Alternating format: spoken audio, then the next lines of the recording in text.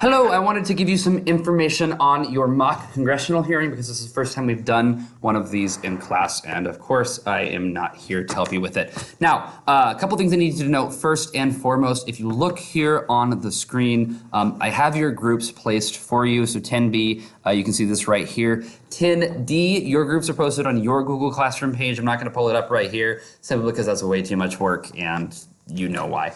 Work smarter, not harder. So you can see right here, the prompt is going to be this thing that is located right here. Now the prompt is the thing we are going to be arguing. If you're arguing on the affirmative or on the pro side, you're going to be arguing in favor of this. You're going to state that yes, perestroika and glasnost were good things for the Soviet Union. So those of you that are arguing affirmative or pro are saying that yes, this was good. Now, those of you that are arguing negative or con, in case of the neg or the con side, you're going to be saying that perestroika and glasnost were not good for the Soviet Union. Okay, we are in negation of the resolution. We do not think this was good, and this is the reasoning why we do not think this is good. Now, when you're doing this, a couple things to note. First and foremost, you are working together as a team. Okay, so if you can look right up here, like for example in this one, Abdullah, Mona, and Fatin, you three are going to be a team. You're going to work together trying to defeat me, your ultimate opponent, in this little simulation thing we're doing in here. So you're going to be working together as a team. You are going to create arguments on a 4-minute speech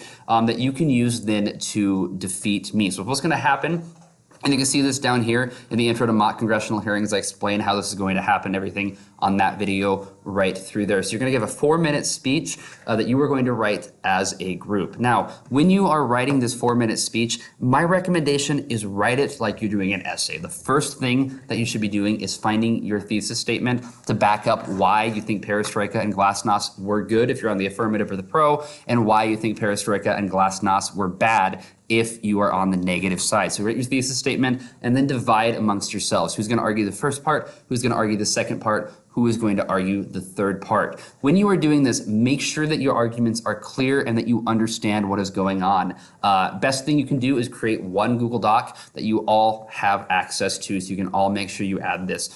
Work together as a team, make sure you are doing this. I have a video on here as well that explains how kind of to counter what people might be saying so that you're ready to attack the arguments you're going to do. So the first 4 minutes, you're going to simply be reading off that sheet of paper in front of you that you are going to be spending these next couple days in class writing. After that is what you are going to be doing is you are going to simply turn the paper over. I'm going to set the timer for 4 minutes once again. And now I'm going to begin asking you questions about what you wrote, okay? So you're going to have to then defend what you wrote, and this is where you show me what you actually know. I'm going to be asking you yes or no questions. I'm going to be asking you leading questions. It is your job to prove to me that you actually understand the side that you were assigned to argue for and debate. So if you look right here, intro to mock congressional hearings, you click on this link that explains what mock congressional hearings are, why we're doing these in the class. I've kind of given you a little bit of overview on that already, but in case you need anything else, you can't get a hold of me, that is a good place to start.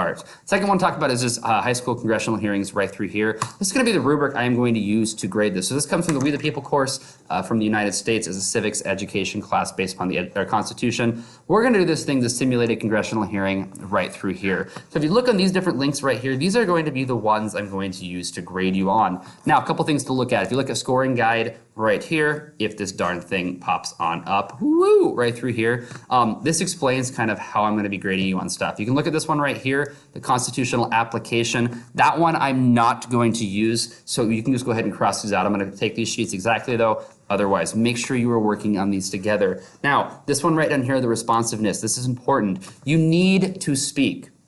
Okay, not just speaking on the first part, you need to speak up on the last part. If you don't speak, you're going to get a 0 when it comes to responsiveness. So do not be the person that is not speaking. If you're not going to speak, you are not going to get points. Don't come to me later and say, well, my person in my group didn't let me speak. You need to advocate for yourself. You need to speak, okay? Stand up, be an adult, and make yourself heard. That's going to be the first one right through here. Okay, that was a scoring guide right here.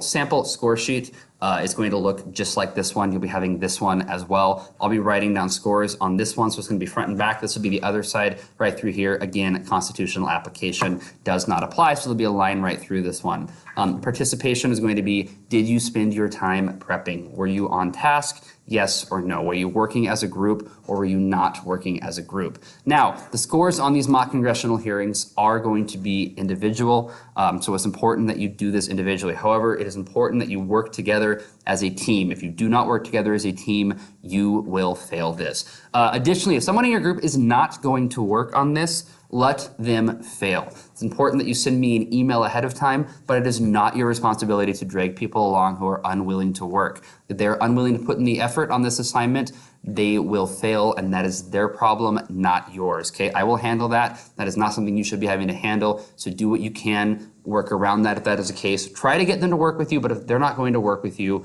and they're not going to do any work on this and just try to be backpacks and piggyback off of what you're doing, that is not acceptable. They will not be able to do well on this assignment. Let them fail. So make sure you're working on all this stuff. If you have any questions, you can try to get a hold of me. I'll do what I can to get back to you. No guarantees. Talk to some of the students in the other classes as well that took me last semester in both grade 9 and 10. They have done this. They understand how it's going.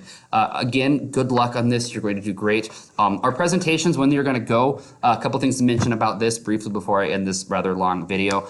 First and foremost, we're going to present these when I get back. So if you are in 10D, we're going to start presenting these on Tuesday. If you are in 10B, we will start presenting these on Wednesday. You must have paper copies of this. You will not be able to use your computers when you are doing the presentation. You must have a paper copy of this when you get to class. Now, with that being said, do not come to me before class starts and ask me to print it. If you want me to print it, you need to have it in my inbox telling me to print it and how many copies you want me to print by 6 or 7:50 in the morning, 7:45, excuse me, 7:45 the morning of your presentation.